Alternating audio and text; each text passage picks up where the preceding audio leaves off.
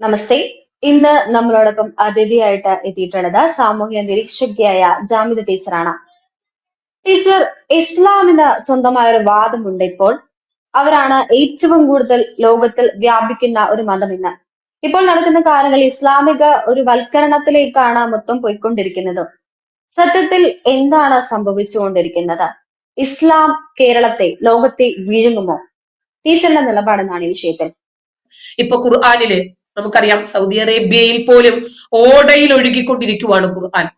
ഇറാനിൽ പബ്ലിക് ഇടങ്ങളിൽ സ്ത്രീകൾ ഖുർആൻ കത്തിച്ചുകൊണ്ടിരിക്കുവാണ്. മക്കയിലാണെങ്കിലും സ്വീഡൻ പോലെയുള്ള നമ്മുടെ യൂറോപ്യൻ കൺട്രികളിലാണെങ്കിലും ശരി, ഖുർആൻ നിന്ന് കത്തുന്നതിന്റെ കാരണം സത്യവിശ്വാസികളെ, അതായത് മുസ്ലിങ്ങളെ, യഹൂദരെയും ക്രിസ്ത്യാനികളെയും ഒക്കെ നിങ്ങൾ ഉറ്റമിത്രങ്ങളായിട്ട് സ്വീകരിച്ചേക്കല്ലേ. അവര് പരസ്പരം മിത്രങ്ങളാണ്, അതങ്ങനെ ഇരുന്നോട്ടെ. അവരോട് നിങ്ങൾ ആരെങ്കിലും സൗഹൃദം സ്ഥാപിക്കുന്നെങ്കിൽ നിങ്ങളും അവരിൽപ്പെട്ടവൻ തന്നെയാണ്. അതുകൊണ്ട് അക്രമികളായിട്ടുള്ള ആളുകളെ അള്ളാഹു മൈൻഡ് ചെയ്യത്തില്ല കേട്ടോ എന്ന് 5-ാം അധ്യായമായ സൂറത്തു മാഇദയിലെ 51 അള്ളാഹു പറയുവാണ്.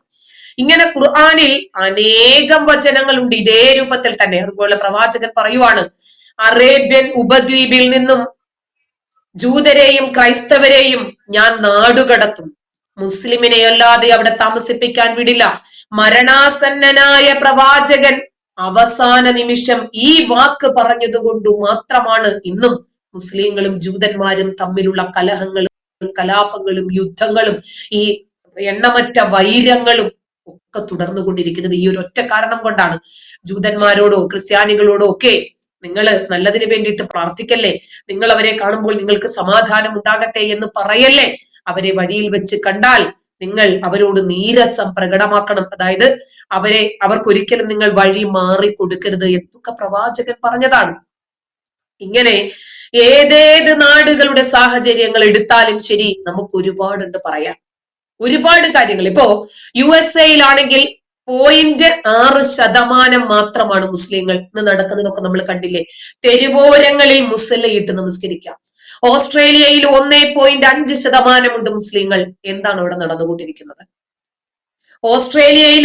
ഓസ്ട്രേലിയയിലെ ഭരണഘടന അനുസരിച്ചിട്ട് മുന്നോട്ട് പോയിട്ടില്ലെങ്കിൽ 24 മണിക്കൂറിനകം അവരെയൊക്കെ കിണ്ടിയെടുത്ത് പുറത്തിടാൻ ഒരു ഓർഡിനൻസ് കൊണ്ടുവരാനാണ് അവർ ശ്രമിച്ചത് ആദ്യം.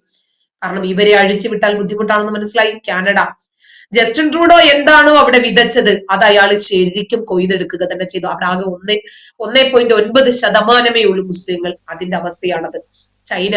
ചൈന എന്തുകൊണ്ടാണ് ഈ ഇസ്ലാം മതം ഇതിനെ മാനസിക രോഗമായി കാണാൻ കാരണം? അവിടെയും ഇവർ ഇതേപോലെ തന്നെ ഒരു കയ്യിൽ കിതാബും ഒരു കയ്യിൽ ആയുധവുമായി ഇവർ ഇറങ്ങിത്തിരിക്കുകയാണ്. നാവിലോ അല്ലാഹു അക്ബർ എന്ന ധ്വനി മാത്രം. ഇങ്ങനെ ക്രമേണ നോർവേയിൽ 1.8% ഉള്ളൂ, ഇറ്റലിയിൽ 1.5% ഉള്ളൂ, ചൈനയിൽ 1.8%.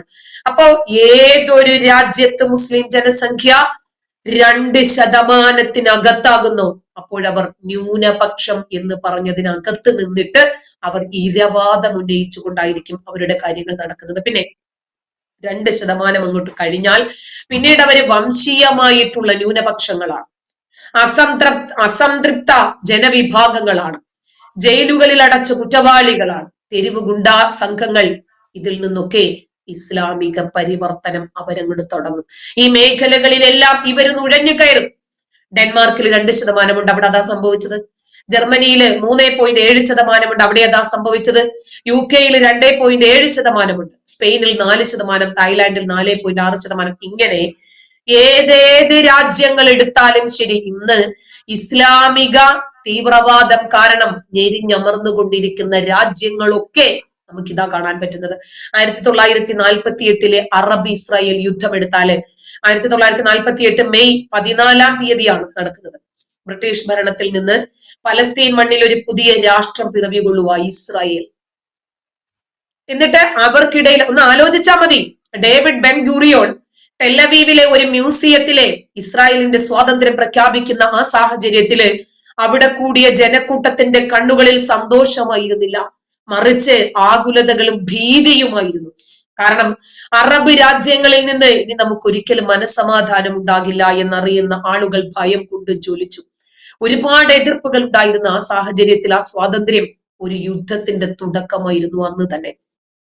ഏതാണ്ട് 2000 വർഷത്തോളം നീണ്ട പ്രവാസത്തിന് ശേഷം തങ്ങളുടെ പൂർവികരുടെ മണ്ണിൽ ഒരു രാഷ്ട്രം സ്ഥാപിക്കാൻ കഴിഞ്ഞതിലുള്ള ആഹ്ലാദമായിരുന്നു ഇസ്രായേലിയർക്ക്. ഇസ്രായേൽ രൂപീകരിച്ചു. അതിന്റെ പിന്നാലെ ഏതാനും മണിക്കൂറുകൾ കഴിഞ്ഞതേ ഉള്ളൂ ആ ഡിക്ലറേഷൻ വന്നിട്ട്.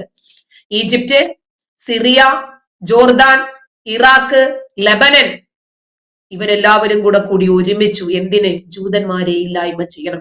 ഇതെവിടെ നിന്ന് കിട്ടി? ആ കിതാബിൽ നിന്നും. ജൂതവിരോധം ആ കിതാബിൽ നിന്ന് കിട്ടിയതാ. എന്നിട്ട് പുതിയ ഒരു രാഷ്ട്രത്തിലേക്കുള്ള സൈനിക നീക്കം ആരംഭിച്ച ഇസ്രായേലിനെ തടയിടാൻ, ഇസ്രായേലിന്റെ സൈനിക ശക്തിയെ കുറിച്ചിട്ട് അന്ന് അറബികൾക്ക് വലിയ രൂപത്തിൽ ഒരു അറിവുണ്ടായിരുന്നില്ല. ഏതാനും ദിവസങ്ങൾക്കുള്ളിൽ തന്നെ ഇസ്രായേലിനെ തുടച്ചു നീക്കി പലസ്തീൻ മണ്ണ് തിരികെ പിടിക്കാം എന്നാണ് അവർ വിചാരിച്ചത്. പക്ഷേ ജൂതന്മാരുടെ അവസാന പിടിവള്ളിയായിരുന്നു ആ യുദ്ധം.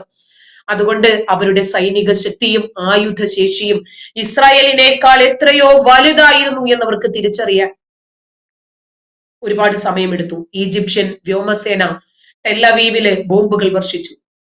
പുതുതായി രൂപം കൊണ്ട ഇസ്രായേൽ സൈന്യം അഥവാ അവരുടെ പ്രതിരോധ സേനയുണ്ട് IDF, അവർക്ക് കാര്യമായിട്ടുള്ള ആയുധങ്ങളില്ല, സൈനിക പരിശീലനമില്ല, മികവുറ്റ നേതാക്കളില്ല, മുൻ സൈനികർക്കൊന്നും ഇതിന് പരിചയവും ഉണ്ടായിരുന്നില്ല. പക്ഷേ അവർക്ക് ജീവൻ മാത്രം പണയപ്പെടുത്താൻ സാധിക്കുമായിരുന്നു ആ രാജ്യത്തിന് വേണ്ടി. യുദ്ധത്തിന്റെ ആദ്യ ആഴ്ചയിൽ ഇസ്രായേലിന് അതിജീവനത്തിന് വേണ്ടിയിട്ടുള്ള കഠിനമായ പോരാട്ടം. ഈജിപ്ഷ്യൻ സൈന്യം തെക്ക് നിന്ന് ഗാസ മുനമ്പ് വഴി ഇസ്രായേലിലേക്ക് കടന്നു. വടക്ക് സിറിയൻ, ലെബനീസ് സൈന്യങ്ങള് ഗലീലിയിലേക്ക് കടക്കുന്നു.